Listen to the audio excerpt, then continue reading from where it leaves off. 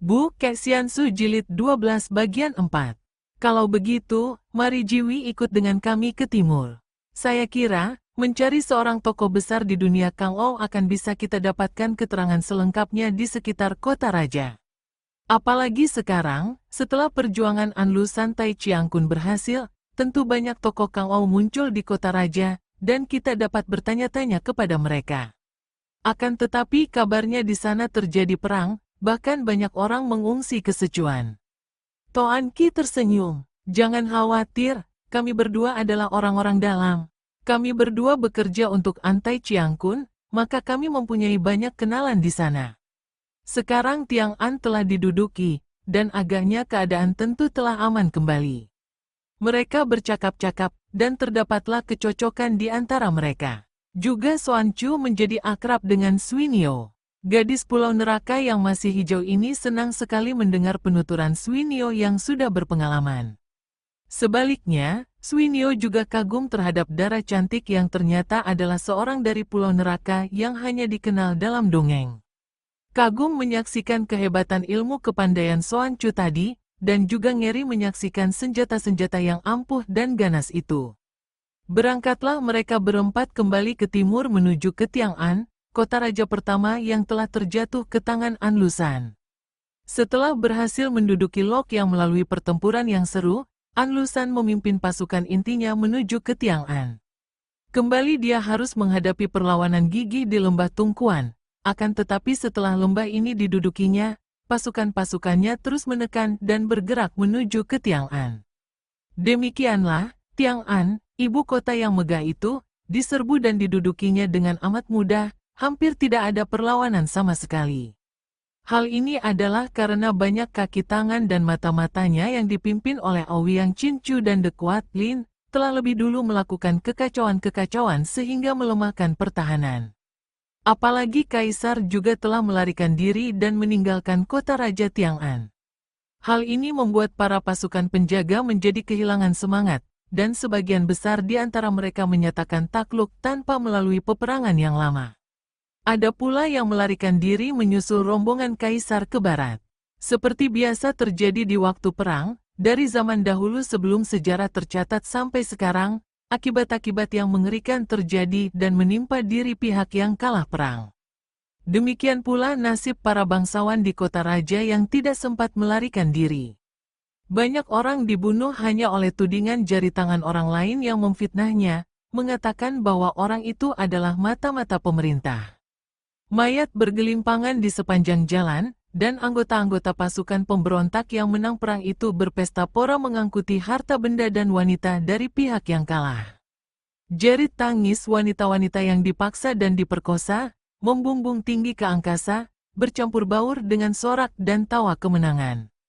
Dan Anlusan, seorang yang ahli dalam hal memimpin pasukan, sengaja membiarkan saja hal itu terjadi agar darah yang bergolak di dada para anak buahnya dapat diredakan.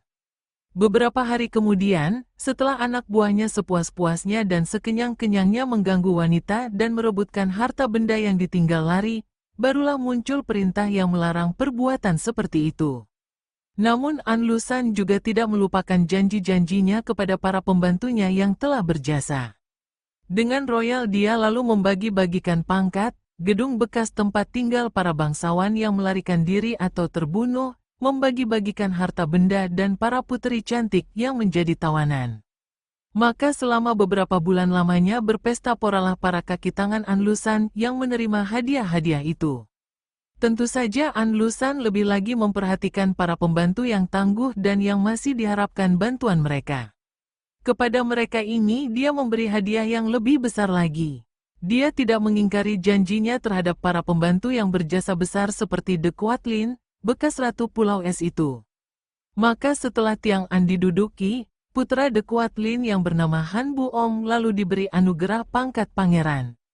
The Kuat Lin sendiri diangkat menjadi seorang panglima pengawal, sedangkan Ouyang Chinchu diangkat menjadi koksu atau guru penasehat negara. Dapat dibayangkan betapa girangnya hati The Kuat Lin.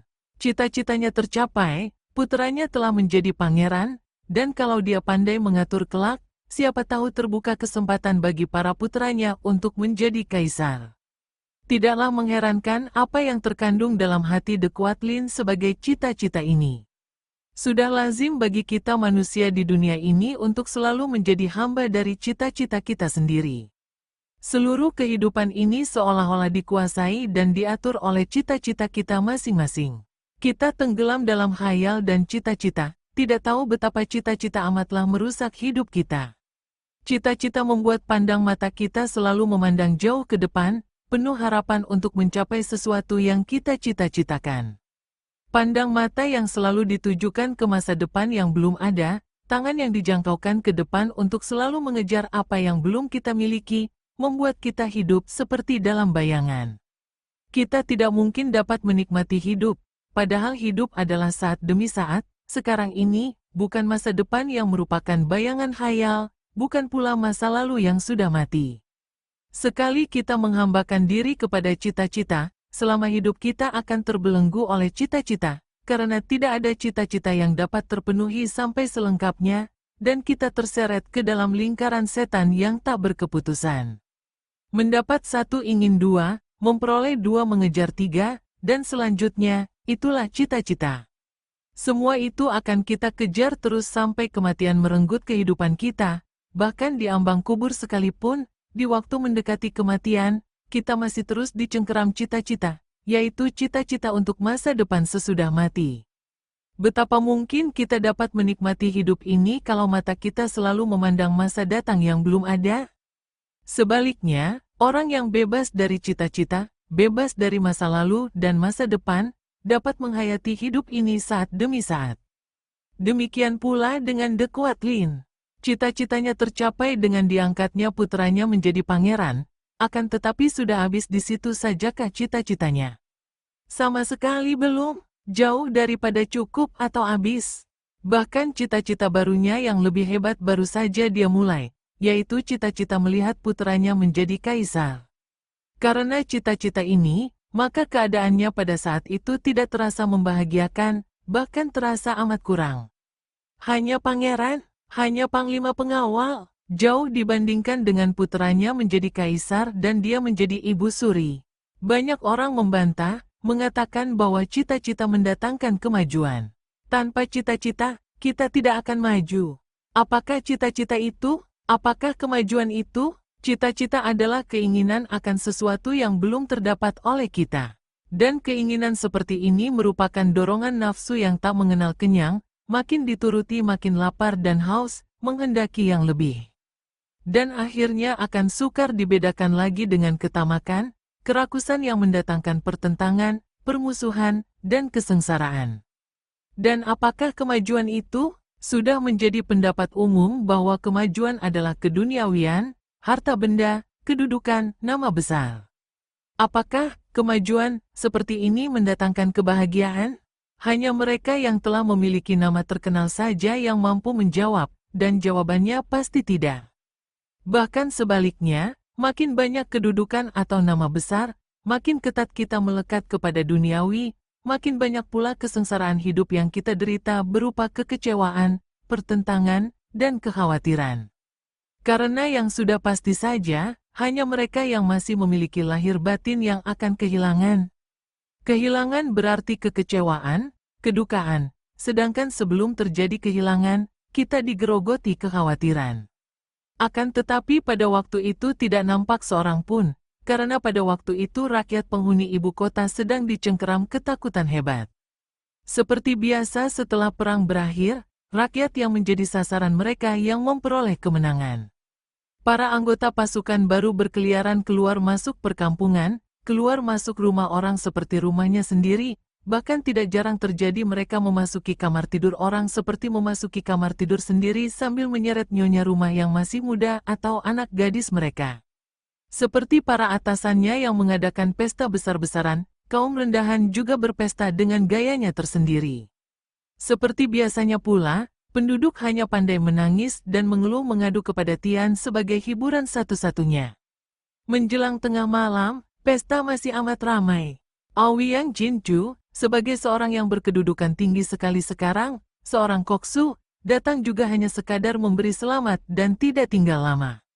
Akan tetapi para pengawal baru, Tentu saja mereka yang berpangkat perwira ke atas, masih berpesta pora karena memang The Quatlin ingin mengambil hati para rekannya ini yang kelak dia harapkan bantuan mereka. Bahkan ketika para tamu orang penting sudah meninggalkan tempat pesta dalam keadaan setengah mabuk dan tempat itu mulai sepi, The Quatlin masih menahan para pembesar pengawal yang jumlahnya belasan orang itu untuk diajak berunding mengenai tugas mereka yang baru sebagai pengawal-pengawal istana, bahkan mereka merupakan dewan pimpinannya.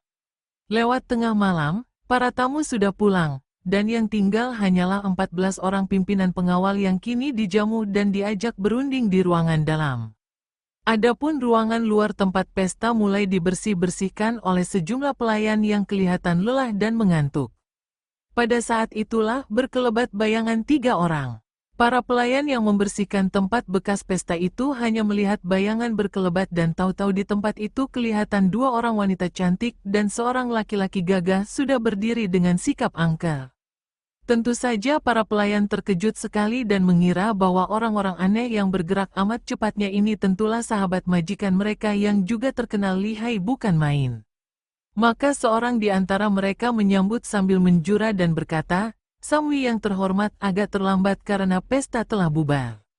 "Kami tidak ingin pesta," jawab wanita yang setengah tua dengan sikap keren. "Kami ingin berjumpa dengan majikan kalian." Melihat sikap yang keren penuh wibawa ini, para pelayan menjadi gentar dan 2 orang di antara mereka cepat memasuki ruangan dalam di mana The Quatlin sedang mengadakan perundingan dengan rekan-rekannya. Diam-diam wanita itu, Liu Bwe, memberi isyarat dengan matanya kepada Suat Hong, puterinya. Suat Hong mengangguk, dan dengan gerakan yang amat cepat, darah ini sudah meloncat dan menyelinap lenyap dari situ. Sedangkan ibunya dan Xian Ko sudah menerjang ke dalam ruangan, ketika melihat pelayan tadi pergi melapor. Baru saja 2 orang pelayan itu memasuki ruangan dalam dan belum sempat mengeluarkan kata-kata, pintu telah terbuka lebar, dan Liu Bwe bersama Xian Ko telah menerjang ke dalam. "Hei, siapa?" Bentakan The Quatlin terhenti dan wajahnya berubah pucat, ketika dia melihat munculnya wanita yang tentu saja amat dikenalnya itu. Dia menjadi pucat ketakutan karena mengira bahwa bekas suaminya, Han Tiong Raja Pulau Es yang amat ditakutinya itu muncul. Akan tetapi, ketika melihat bahwa laki-laki yang datang bersama Liu Bwe itu bukanlah Han Tiong, hatinya menjadi lega, dan dengan tabah dia meloncat ke depan. 2 kali dia menendang, membuat 2 orang pelayannya terlempar keluar ruangan, kemudian menghadapi Liu Bwe sambil tersenyum mengejek. "Ai, kiranya wanita buangan yang datang mengacau dan mengantarkan nyawa," bentaknya. "Perempuan hina yang berhati iblis, engkau telah menerima budi kebaikan dari suamiku, mengangkatmu dari lembah kehinaan ke tempat mulia, malah membalasnya dengan khianat. Engkau dan anak harammu itu harus mampus di tanganku. Mulut busuk," The Quatlin balas memaki, dan sekali tangannya bergerak, tampak sinar merah dari pedang Ang Bwe Kiam di tangan kanannya. Kemudian, tanpa menanti lagi, sinar merah itu sudah meluncur ke depan menyerang Liu Bwe. Kring, bunga api berpijar, dan The Quatlin mundur 2 langkah sambil memandang Xian Ko yang telah menangkis pedangnya dengan sebatang pedang di tangan. Tangkisan yang membuat lengannya tergetar, tanda bahwa laki-laki yang datang bersama Liu Bwe ini memiliki kepandaian tinggi pula. "Siapa engkau?" bentaknya, sementara para rekannya, 14 orang perwira dan panglima pengawal, telah mencabut senjata masing-masing dan mengurung, menanti saat bantuan mereka diperlukan oleh The Quatlin.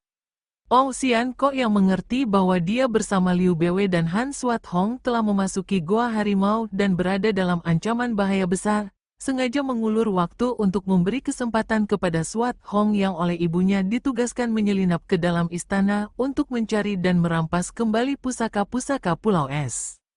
Hanya dengan jalan demikian saja kiranya pusaka-pusaka itu dapat dirampas kembali. Dia tertawa dan mengelus jenggotnya, sedangkan Liu Bwe siap dan berdiri saling membelakangi punggung dengan Xian Ko, maklum bahwa mereka tentu akan menghadapi pengeroyokan dan karenanya harus dapat saling melindungi. "Hahaha, engkau tanya siapa aku? Aku pun seorang buangan. Namaku Xian Ko dari Pulau Neraka." Mendengar ini The Quatlin diam-diam merasa terkejut dan heran juga.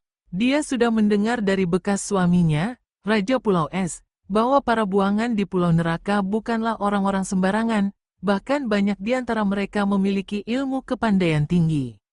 Akan tetapi, karena dia percaya akan kepandaiannya sendiri, juga merasa aman berada di antara para pengawal, dan lebih lagi dia kini berada di dalam istananya di kota raja, dia memandang rendah.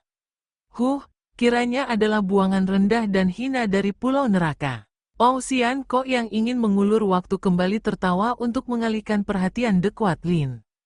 Hahaha, biarpun kami para penghuni Pulau Neraka adalah orang-orang buangan, namun kiranya sukar dicari seorang pun di antara kami yang memiliki watak rendah untuk mengkhianati orang yang telah menolong dan melimpahkan kebaikan kepada kami, seperti yang dilakukan olehmu, De Kuat Lin. Manusia hina. Mampuslah, sing. Xian Kok maklum akan kelihayan wanita ini. Maka cepat ia mengelak, menangkis, dan balas menyerang sambil mengerahkan seluruh tenaga dan kegesitannya. Dia keluarkan ilmu-ilmu simpanannya. Terjadilah duel yang amat hebat di antara kedua orang berilmu tinggi ini. Melihat betapa Xian Kok, yang memang seperti direncanakan harus menghadapi De Kuat Lin, sementara dapat mengimbangi lawan, Liu Beiwei cepat memutar pedangnya dan menghadapi pengeroyokan belasan orang pengawal itu. Pedangnya bergerak dahsyat sekali, dan dalam 10 jurus saja dia telah merobohkan 2 orang pengawal. Yang lain tetap mengepungnya karena tidak ada seorang pun di antara mereka yang berani membantu De Kuat Lin, melihat betapa bayangan wanita itu dan bayangan lawannya lenyap menjadi satu digulung oleh sinar pedang mereka. Mulai cemas rasa hati De Kuat Lin ketika mendapatkan kenyataan bahwa Xian Kok merupakan lawan yang berat dan seimbang dengannya. Sedangkan para rekannya itu, biarpun berjumlah banyak, ternyata tidak mampu mengimbangi amukan Liu Beiwei sehingga berturut-turut roboh pula beberapa orang di antara mereka. Cari bantuan dari benteng, terpaksa De Kuat Lin berteriak keras. Mendengar ini, seorang di antara para pengawal itu segera lari keluar untuk minta bala bantuan. Melihat gelagat yang berbahaya ini, Xian Kok menjadi khawatir juga. Mengapa Swat Hong belum juga kembali? Lekas robohkan mereka dan bantu aku mengalahkan dia ini, katanya kepada Liu Beiwei, ketika melihat betapa Liu Beiwei tidak begitu sukar untuk mendesak para pengeroyoknya. Liu Beiwei maklum pula akan kelihayan De Kuat Lin.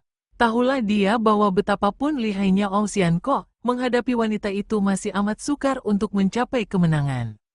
Maka dia memutar pedangnya makin cepat, merobohkan lagi 3 orang. Pada saat itu berkelebat bayangan yang gesit, dan tampaklah Swat Hong yang membawa sebatang pedang dan di punggungnya tampak sebuah buntalan kain sutera merah. "Ibu, aku berhasil," teriak Swat Hong sambil menerjang maju merobohkan 2 orang pengeroyok ibunya. Melihat ini De Kuat Lin menjadi marah sekali. Maklumlah dia bahwa dia kena diakali. Dia dapat menduga apa isi buntalan sutera merah itu, sutera merah yang amat dikenalnya. Pusaka-pusaka Pulau Es telah berada di tangan Swat Hong. "Bedebah, kembalikan pusaka-pusaka itu," bentaknya, dan tubuhnya secara tiba-tiba sekali mencelat ke arah Swat Hong. Pedangnya menusuk tenggorokan, tangan kirinya meraih ke arah punggung. Terang, Liu Beiwei terhuyung dan hampir roboh setelah menangkis pedang De Kuat Lin. Seorang pengawal menubruknya, akan tetapi pengawal itu terlempar dengan dada pecah karena ditendang oleh Liu Beiwei. Sedangkan Swat Hong sudah dapat menangkis pedang De Kuat Lin yang kembali menyerangnya. Xian Kok sudah meloncat pula dan menerjang De Kuat Lin sehingga kembali mereka bertanding dengan hebat. "Hong Ji, kau selamatkan dulu pusaka-pusaka itu," tiba-tiba Liu Beiwei berteriak kepada puterinya. "Kita akan cepat menyusul pergi," kata pula Xian Kok kepada Swat Hong. Swat Hong melihat bahwa jumlah pengawal hanya tinggal 5 orang dan mereka bukanlah lawan berat bagi ibunya, sedangkan Xian Kok juga dapat menahan Kuat Lin. Sebab itu dia mengangguk, dan sekali berkelebat dia meloncat keluar. "Tahan dia! Jangan larikan pusaka Pulau Es!" Kuat Lin berteriak marah, akan tetapi dia tidak dapat mengejar karena sinar pedang Xian Kok menghalanginya dengan serangan-serangan dahsyat. Terpaksa De Kuat Lin mengerahkan tenaganya untuk mendesak Xian Kok, dan dalam kemarahan yang amat hebat ini tenaganya bertambah, sehingga Ong Xian Kok berseru kaget dan mundur karena pundak kirinya berdarah, terluka sedikit kena diserempet sinar pedang kemerahan. Ketika Swat Hong berlari cepat sekali keluar, dia terkejut setengah mati melihat sepasukan pengawal berbondong datang memasuki istana itu dari pintu luar, bersenjata lengkap, dipimpin sendiri oleh Aouyang Cincu. Bingunglah dia, pusaka memang harus diselamatkan. Akan tetapi betapa mungkin dia meninggalkan ibunya yang terancam bahaya maut? Selagi dia meragu dan mengintai dari tempat bersembunyi, tiba-tiba dia melihat berkelebatnya bayangan 4 orang. Dia menjadi girang sekali ketika mengenal 2 orang di antara mereka adalah Kui Lun dan Soan Chu. Cepat dia meloncat keluar, berseru lirih, "Kui Toako, Soan Chu." Soan Chu dan Kui Lun terkejut dan berhenti, juga Swinyo dan Liem Toan Qi yang datang bersama mereka. Ketika melihat bahwa orang yang muncul dari balik pohon di luar istana itu adalah Swat Hong, Kui Lun menjadi girang sekali, akan tetapi Soan Chu cemberut. Bagaimana hatinya dapat merasa girang bertemu dengan darah yang menimbulkan iri di hatinya dahulu itu? Akan tetapi Swat Hong yang girang sekali tentu saja tidak dapat melihat wajah cemberut di tempat yang remang-remang itu, maka cepat dia berkata, "Soan Chu, ayahmu berada di dalam bersama ibuku, sedang dikepung para pengawal." Seketika pucat wajah Soan Chu, dan dia memandang bengong.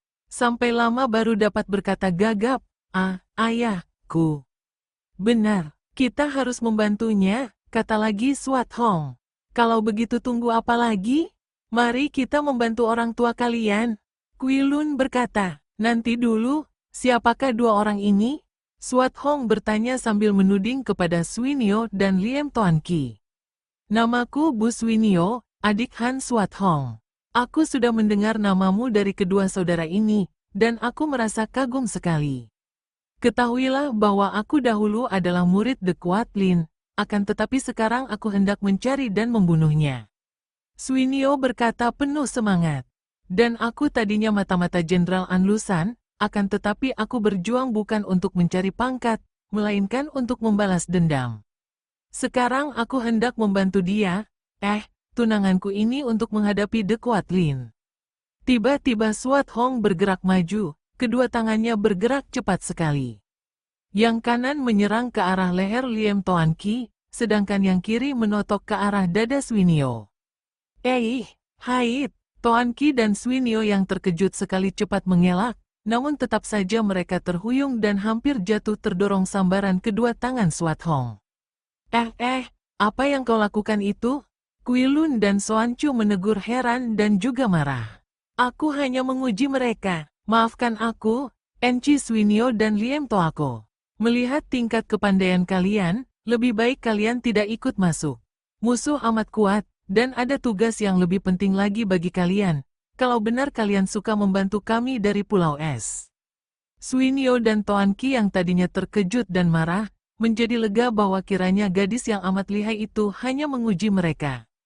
Biarpun ucapan itu merendahkan tingkat kepandaian mereka, namun harus mereka akui bahwa ilmu kepandaian mereka masih jauh kalau dibandingkan dengan Kui Lun dan Soan Chu, apalagi Swat Hong ini. "Kami berdua siap membantu," Toan Qi berkata, hampir berbareng dengan Swinyo. Karena mengkhawatirkan keadaan ibunya, tanpa ragu-ragu lagi Swat Hong melepaskan ikatan buntalan dari punggungnya, menyerahkannya kepada Toan Qi. Dia lebih percaya kepada Toan Qi daripada kepada Swinyo, hal ini karena tadi dia mendengar bahwa Swinyo adalah bekas murid The Kuat Lin. "Inilah pusaka kami dari Pulau Es yang seharusnya ku selamatkan. Akan tetapi karena ibuku dan ayah Soan Chu terkurung di dalam, aku harus membantu mereka, dan kuharap kalian suka menyelamatkan pusaka-pusaka ini jauh dari kota raja. Kelak kita dapat saling bertemu di puncak awan merah di tempat kediaman Titok Siang Kuan Ho, di pegunungan Tai Hang San. Nah, kalian pergilah cepat." Liem Toan Qi menerima bungkusan itu dengan hati kaget bukan main, juga Swinyo terkejut dan cepat dia menyambar tangan kekasihnya. "Mari kita segera pergi." Kedua orang muda itu menyelinap lenyap di dalam kegelapan malam. "Hayo kita bantu ibu dan ayahmu," kata Swat Hong kepada Soan Chu. Soan Chu mengangguk karena merasa lehernya seperti dicekik oleh sedu sedan yang naik dari dalam dadanya.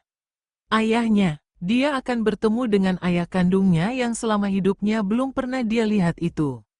Bertemu dalam keadaan terancam bahaya maut. Tampak tiga bayangan berkelebat ketika Soan Chu, Swat Hong, dan Qilun menyerbu ke dalam istana itu. Ketika mereka tiba di dalam, ternyata Liu Bewe dan Xian Kok telah dikepung ketat, dan kini pertempuran telah berpindah ke ruang luar yang lebih lega. Agaknya, agar dapat melakukan perlawanan dengan leluasa dan mendapat kesempatan untuk meloloskan diri, Liu Bewe dan Xian Kok telah pindah keluar dari ruangan dalam yang sempit. Kini dengan saling membelakangi, kedua orang itu mengamuk dengan hebat, dikepung ketat oleh para pengawal istana, sedangkan De Kuat Lin dan Ouyang Chin Chu menonton di pinggir. Ketika Swat Hong dan dua orang kawannya masuk, mereka melihat Kuat Lin berlari pergi ke dalam istananya. Swat Hong maklum bahwa wanita itu tentulah hendak memeriksa simpanan pusakanya. Maka dia lalu menyentuh tangan Soan Chu yang dengan mata merah hampir menangis sedang bengong memandang kepada laki-laki setengah tua yang mengamuk dengan gagahnya itu. Soan Chu sadar dan menengok. Kita kejar dia, dialah yang paling jahat dan berbahaya. Soan Chu mengangguk, dan kedua orang gadis berkelebat pergi mengejar Kuat Lin. Qilun sendiri lalu berteriak keras dan meloncat ke depan, menyerbu para pengeroyok. Sepak terjang pemuda tinggi besar ini memang hebat. Tenaganya yang amat kuat itu membuat dia sekali turun tangan merobohkan 4 orang pengeroyok. Tentu saja kepungan menjadi buyar dan kacau. Dan ketika mereka membalik untuk mengeroyok Qilun, pemuda yang lihai ini lalu merubah tenaga dahsyat tadi dengan pukulan-pukulan Bian Sin Kun, pukulan kapas yang kelihatannya lemah dan lunak, namun setiap kali menyentuh tubuh para pengeroyok tentu membuat dia terguling. Jiwi Lo Qianwei, saya adalah Qilun, sahabat baik dari Nona Swat Hong dan Nona Soan Chu. Mereka sedang mengejar si iblis betina, teriak Qilun dengan suara nyaring. Liu Bewe dan Xian Kok terkejut dan girang sekali, terutama Xian Kok yang mendengar bahwa puterinya juga datang. Akan tetapi malang baginya, karena dia terlampau girang hendak melihat wajah puterinya, dia menoleh ke sana kemari mencari-cari. "Oh Toako, awas!" Tiba-tiba Liu Bewe berteriak dan wanita ini berusaha untuk menangkis sinar biru dari pedang Ouyang Chin Chu. Terang! Liu Bewe terlambat dan bergulingan untuk menyelamatkan diri, sedangkan Xian Kok terjungkal karena tamparan tangan kiri Ouyang Chin Chu mengenai punggungnya. Plak! Xian Kok muntahkan darah segar dari mulutnya. Curang! Qilun membentak dan kipas di tangan kiri serta pedang di tangan kanannya menyambar ganas. Namun dia terlalu lunak bagi Ouyang Chin Chu. Hanya dengan sekali tangkis, kipas itu robek dan pedangnya hampir terpental. Hait! Xian Kok yang marah sekali menerjang maju dengan tangan terbuka. Melihat serangan ganas ini, Ouyang Chin Chu terkejut dan cepat dia meloncat mundur. Sebelum dia didesak oleh 3 orang lawan itu, para pengawal sudah mengepung lagi. Kini mereka bertiga dikeroyok dan dihujani senjata oleh puluhan orang pengawal. Toako, kau terluka? Sambil mengamuk dengan pedangnya, Liu Bewe bertanya. Tidak apa, mati pun aku rela, pusaka telah diselamatkan, kata Xian Kok. Tapi anakku, dia tidak dapat melanjutkan kata-katanya karena harus menghadapi pengeroyokan banyak pengawal. Sementara itu di dalam istana juga terjadi pertempuran yang mati-matian dan hebat sekali. De Kuat Lin yang melihat datangnya bala bantuan yang dipimpin sendiri oleh Ouyang Chin Chu, setelah melihat bahwa 2 orang pengacau itu terkepung ketat, lalu teringat akan pusaka yang tadi dibawa Swat Hong. Dia teringat pula akan puteranya yang sudah tidur di kamarnya, maka cepat dia meninggalkan tempat pertempuran untuk memeriksa pusaka dan puteranya. Dilihatnya Buong masih tidur nyenyak dan terjaga, maka dia cepat lari ke dalam kamarnya sendiri. Seperti telah diduganya, para penjaga sebanyak 5 orang yang berada di kamarnya tewas semua, dan keadaan kamarnya rusak dan kacau. Sekali saja melihat ke arah peti hitam yang terbuka di depan tempat tidurnya, tahulah dia bahwa semua pusaka telah dirampas oleh Swat Hong, seperti yang dikhawatirkannya. Mencari apa, wanita iblis? Pusaka Pulau Es telah aman.